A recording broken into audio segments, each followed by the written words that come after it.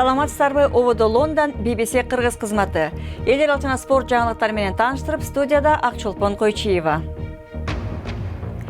Дүйнө тарыхтагы эң катаал качкындар кризисине туш келди. 65 миллион киши качкынга айланды, дейт Бириккен Улуттар уюму. Афганистанда 3 башка чабуулда 24 киши курман болуп, ондогондор жаракат алды. Дүйнөдөгү эң маанилүү экологиялык казыналардын бири саналган жансыз деңиз жоголуу коркунучуна туш келдиби? Сирия менен Афганистандагы чатактын айынан өткөн жылы эле 65 миллион киши жер которууга мажбур болгонун Бириккен Улуттар уюмунун качкындар агенттиги билдирди. Орто эсеп менен ар бир күндүн ар бир мүнөтүндө 24 киши турак жайын таштап качууда. Булардын жарымы жаш балдар. Баш калкалаганга жайы жок. Качкындар бир топ кыйынчылыкка туш болушат. Грецияда 50 миңге жакын мигрант өлкөдө кармалууда. Бириккен Улуттар уюмунун баш катчысы Бан Ки Мун Леспостогу качкындар лагерине келгенде бозгундар суроолоруна жооп издешти.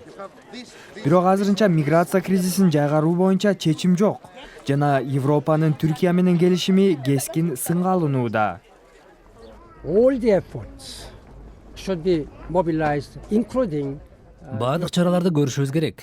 Анын ичинде Европа биримдигинин Түркия менен миграция боюнча келишими бар. Албетте, келишимди сындагандар да бар. Бирок ал күчүнө киргенден кийин регистрациядан өткөн качкындардын саны кыскарды.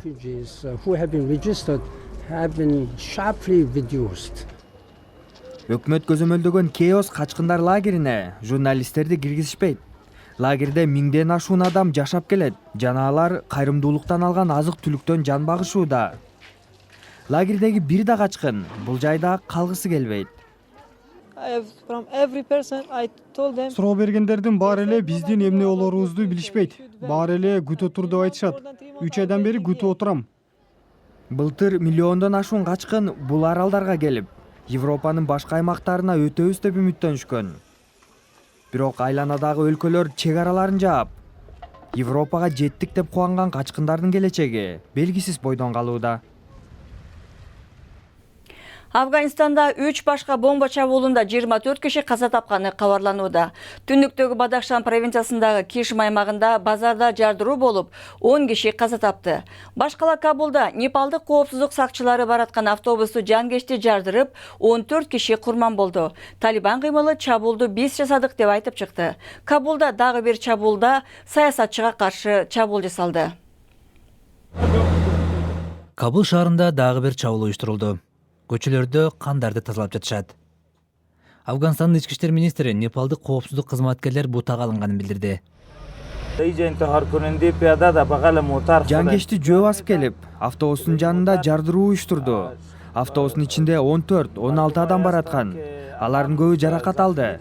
Арасында Непалдын жарандары да бар. Жардыруунун кубаты күчтүү болгондуктан айнектер талкаланган. Бул аймакта чет өлкөдөн келген жарандар көп жашайт. Жардыруудан дүкөндөр да жабылды. Террористтик чабуулга Талибан кыймылы жоопкерчиликти өзүнө алды.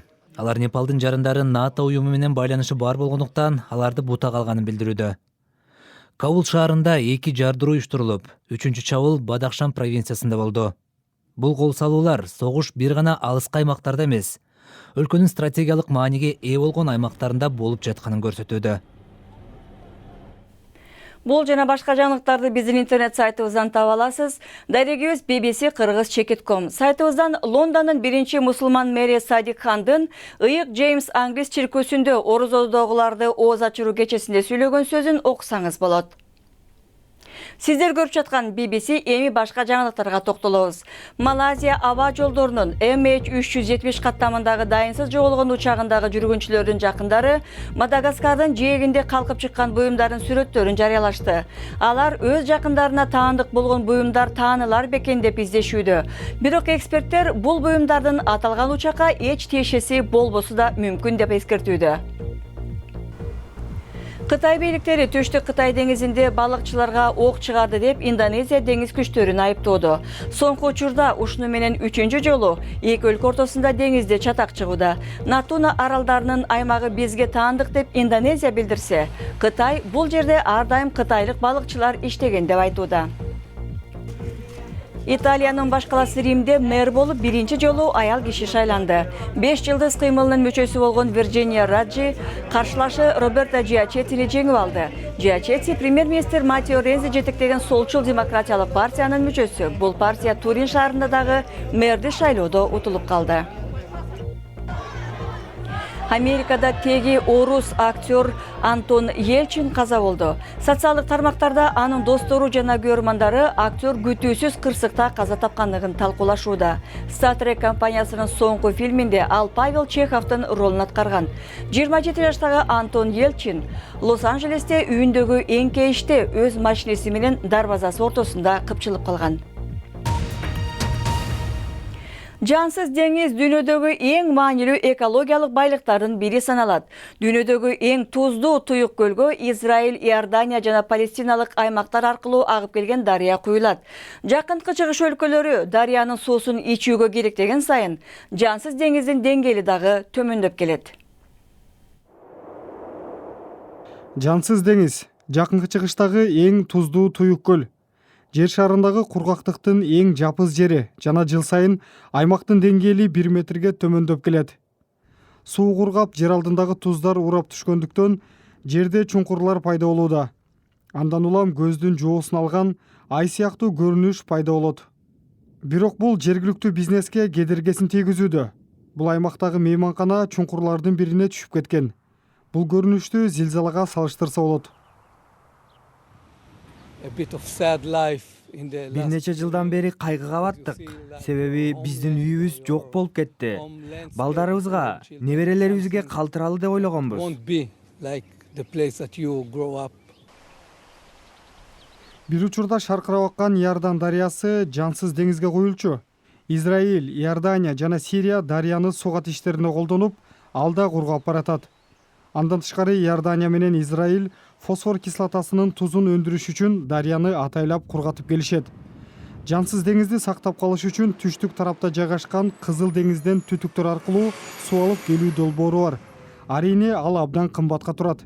Ага карабастан чөлкөмдөгү өкмөттөр деңизди сактап калуу каражаттан да маанилүү экенин баса белгилешет. Футбол боюнча Европалык чемпионатта бүгүн Англиянын командасы Б группасындагы соңку оюнунда Словакия менен беттешет. Алар утса же жок дегенде тең чыкса, эмики айлампага өтөт. Англиянын курамында бир аз өзгөртүүлөр болду. Команда капитаны Уэйн Руни менен Деле Алинин ордуна Джордан Хендерсон менен Джек Уилшер ойношот. Ал эми Б группасында экинчи орунда турган Уэльстин командасы Тулузда орусиялыктар менен беттешет. Америкалык голф оюнчусу Дастин Джонсон АКШ ачык чемпионатын утуп алды. Бул анын алгачкы чоң жеңиши.